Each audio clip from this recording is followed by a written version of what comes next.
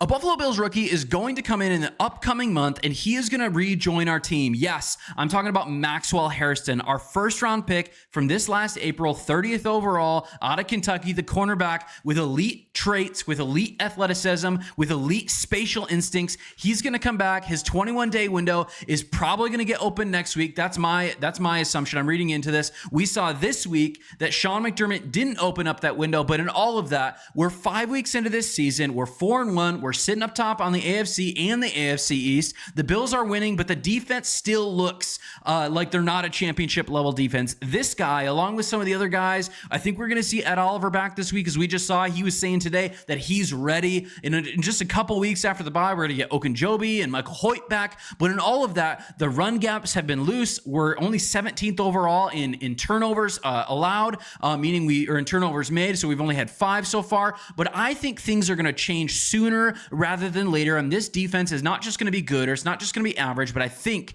it's going to be elite and it's going to be great. But 10 weeks ago, there was a non-contact injury to Maxwell Hairston in camp. He slipped. He had a grade 2 sprain on his LCL. No tear though, no surgery. And the recovery, frankly, has followed the exact path and the exact curve of path that you've wanted him to see, which is this: stability by week 6, field work by week 8, and right now, week 10, alive readiness. So I think in the next day or the next week, probably the next week, we are going to see him be activated in his 21-day window. And when he's back, again, his rare traits of speed, explosiveness, and even his spatial instincts are going to be dangerous on the field. And he is going to play way better than what we've been seeing from Trey White. And despite all of that, I just want to show you this a second. If you look overall in the entire season so far, Buffalo on yards allowed is ranked 9th overall at 299 yards allowed, so less than 300 yards a game. And for all of the wins that we've had, we're still, as a fan base, kind of reeling, right? Bills Mafia, we are freaking out over the fact that our defense is terrible, but yet in yards allowed, we are a top 10 unit, right? But this video is going to process through and talk about really some of the things about Maxwell Hairston and why him coming back is really going to be a benefit to our defense, regardless of the fact that he hasn't played a single NFL season or single NFL snap even. But I want to talk about in this video a lot of context, a lot of facts. In this video, I'm going to be breaking down the science behind his recovery, why his skill set specifically fits Sean McDermott's system, the zone scheme specifically, and how his return could truly ignite a difference-making level speed, a difference-making level confidence, and even chaos in this zone scheme, and ultimately how it will lead the Buffalo Bills down the stretch to a great playoff run and even to the Super Bowl. But in that, my name's Colin. This is Crack the Table. We are all Bills, no breaks. If you love film breakdowns, if you love facts, if you love really the fire that drives this team, make sure to smash the like button, subscribe to this channel. But in all of that, if you just love, just checking things out, or if you've never heard about Maxwell Hairston, this video is also going to be for you. We're going to go back to some of the Kentucky things, the draft things, but also see how he's recovering and what he's going to contribute to this team going into the next part of the season. But again, I want to look at our pass defense right now and our defense overall. If you look at our passing defense on team rankings, we're actually only giving up 154 yards per game in the pass game. What's going on? We're second in the NFL in pass yards allowed. Yet, if you really watch the tape, if you really see what's happened on the field, you realize we're really struggling in the run game. We're not only struggling in the run game, but we're struggling. Our cornerbacks and our safeties at times, actually Cole Bishop and Taylor Rapp, maybe not so much Taylor Rapp, but Cole Bishop has been an ascending player. But our cornerbacks have really been struggling to make tackles, especially Teron Johnson and especially Trey White, who's seemingly losing players in coverage. They've been elite against the pass, right? Second least in the entire NFL. But when it comes to running, we're like 24th overall. We're letting up 145 yards per game. The imbalance really does matter. And even though Maxwell Hairston isn't on the front 7, we know that there's some guys coming back, and Hoyt and Okunjobi and Ed Oliver are going to play this upcoming week, that is going to lessen the blow of that. But then when you can join them all together with a guy with a level of elite speed and explosiveness, again, like Maxwell Hairston, this defense is going to get dominant and scary. We're going to add a level of precision and even opportunism to this room. But again, we're talking today more in depth about this guy, Maxwell Hairston. And that, I think, is why we've drafted this guy exactly to be the future of this cornerback room. But before we talk about fit, let's just again talk about why we picked him 30th overall. Again, he was a guy coming out of Kentucky. I'll show you this clip right here from him in Kentucky.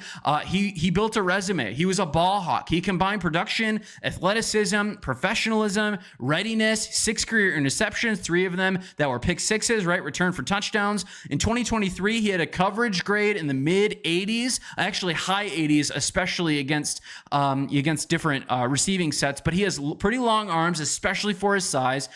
Scouts have even said that even just with his body composition, even though he's a smaller guy, he does have, and I'll let this run again, even though his body composition is a little bit slower in his height, his wingspan is actually a bit bigger for a guy his size. But again, we're going a little bit deep dive in this, so stick with me continuing this. There's some things coming up, but scouts called this guy a disciplined gambler. He was patient on the outside. He continually made big plays. Here's him on the night of the draft. We saw him dapping up everybody, connecting with all the players. But the question for us right now with Maxwell Hairston is, can this guy realistically become a shutdown corner for the Bills? But again, as we know with our defensive scheme with Bobby Babich and Sean McDermott, we don't run this high man scheme. We run a high zone scheme. It's never going to be like a Revis Island. It's never going to be like Stephon Gilmore just going and shutting a guy out of the game. But McDermott's system rarely is going to isolate our corners. It's going to build shutdown zones, so to speak. And that's where I think the ceiling of this player is only going to get higher and higher. We've drafted this guy 30th overall, not to just come in and be another mediocre player or be a mediocre body, but we drafted him to come in and shut down entire zones. And again, whenever you use that phrase shutdown, and you pair it with a rookie, you get a little nervous. But if you're a rookie corner and you're playing high amounts of man coverage, that's not going to be good for stats. But if you're coming in with speed, again, spatial instincts where he knows where the ball is going to go. He can watch the quarterback's eyes, and he's been and the coaches have been talking about this. He has nonstop been grinding the tape. He's been with the team. He has the shutdown potential, not because he's going to get isolated and picked apart, but because he's in the zone scheme, it's going to work to his advantage. And again, think to even Trey White's rookie season, not a man who had lockdown dominance, but command with space and leverage. But going on. The setback ultimately came July 29th. Training camp, 11-on-11 drills. He had the grade 2 LCL sprain, and that was 10 weeks ago. While he hasn't played a single preseason game or really regular season snap, we know that everything out of Orchard Park has been incredibly positive about this young guy. Sean McDermott said last week, he's absorbing like a veteran and we'll ramp him up when he's ready. We are ready. We are almost ready to ramp this guy up. But at this stage of healing, the ligament itself typically stabilizes by week 6 or 8 with a grade 2 sprain like this. And so there's functional recovery happening. And we know he's regaining this lateral agility. Here's just a clip again of when that happened with that injury. But for a corner, the lateral agility is everything. That spatial ability, his ability to be explosive in different parts is absolutely essential. And Buffalo's medical staff has really tried to be conservative with him. They're, I think, doing the same thing with these, just prepping him for later on in the season. They want data-driven progression, as they've talked about, controlled field work, then acceleration, and then reactive movements. Here's him even just walking around a couple weeks ago with that brace on the right knee there. We see it just in this video. But again, once he's getting through these testing and once he's getting a level of explosiveness back, we will probably see him back by week 10 or week 11 with a gradual ramp up, both in practice but also in game snaps. My guess is the first couple of games that he plays, it's going to be a little bit his snaps are going to be a little bit down, but he will probably continually ramp up, especially as the later, bigger games, the bigger divisional games down the stretch, the bigger playoff games down the stretch, he is going to be ready for it. But to understand Maxwell Hairston's value, we need to look again at the structure that McDermott and Babich have put together. This is a run zone match system, which is built on a lot of disguising of where players are going to be, which is why we see a guy like Teron Johnson blitzing a lot. But we often build to quarters. Safeties will rotate late so that we can take advantage and we can have more disguise so that we can get after the quarterback. But right now, what's really missing is a level of speed with that. Opponents are completing 64% of their throws against off coverage right now to us. It's not necessarily catastrophic, but we've been seeing the effects of that where the soft zone in the middle of the field has been being taken advantage. But Maxwell Hairston fixes that in two specific ways. And here's just another video from this week of him running. He fixes it in two ways. He has speed to eliminate those soft zones. He has 4.28 speed that allows McDermott to call and Bobby Babbage to call more single high looks and allows him, again, to be at a place where he can give a little space, but he can run and he can get after the player or he can get after the ball. But also, again, his ball tracking and anticipation was really what he was touted on. If we even go back again to this play from when he was in college, just look at he's jumping the route, getting up to the ball, and making the pick six happen right before our eyes, right? That turns from, a place that's like a safe zone cover three into just a turnover opportunity, play in and play out. And with Hairston and Benford on the outside, and even with Teron Johnson in the middle or playing again in the nickel, that will give even more and more opportunities for Joey Bosa and Greg Rousseau to have more time in the pocket to get after the quarterback. And when there's coverage trust, can be later releases, which can create pocket collapses,